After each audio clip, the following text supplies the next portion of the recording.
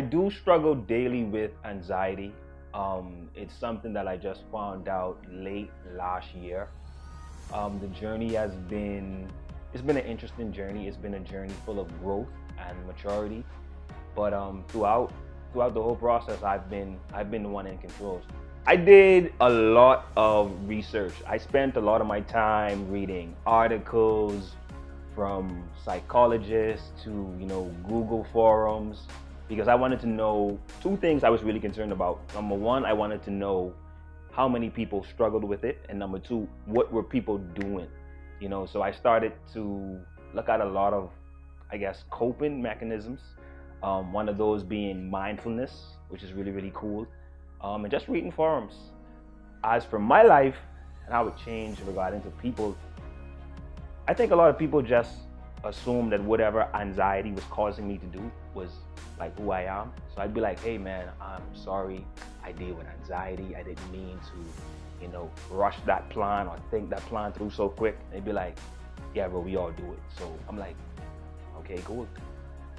Living shamelessly to me means not being afraid to share your story. We all have a story, we all have a testimony. There's a quote that says, hurt people, and I also believe that heal people, heal people. But how are we going to heal people if we're afraid to share our stories? So I feel like, if you're going through something, 9 times out of 10, there's someone going through that very same situation, and you never know, your story or how you've been progressing in your story could be the thing that changed their life. So I feel like, we should be okay with telling our story. I've been doing a lot of mindfulness, and what mindfulness is basically, it's basically an exercise where you get quiet. So for like 10 to 15 minutes, you close your eyes, or you fix your eyes on a point in the room, and you breathe in and you breathe out. And the whole idea of it is to stay in the moment. With anxiety, your mind is always on the next day or the next task or what I'm going to do in the next hour. So mindfulness has been helping me, and what it does, it's scientifically proven to keep you in the moment and to make you more aware. And at first I was like, this is not gonna work. I started, started again. But as I got consistent with it, I started to really see the benefits of it. So I've been doing a lot of mindfulness, journaling, reading books, praying, finding different forms of therapy, sometimes speaking to people about it, going to therapy.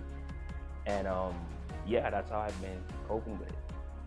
I want people to hear my story and understand that, number one, you're not alone, and number two, there is more than enough research out there that we can do. There are more than enough methods and resolutions to be able to get through what it is that you go through. So just go out there and research. You will be surprised to know how different your life can look if you just look up a Google article or look up a forum, or discuss it with someone that you trust.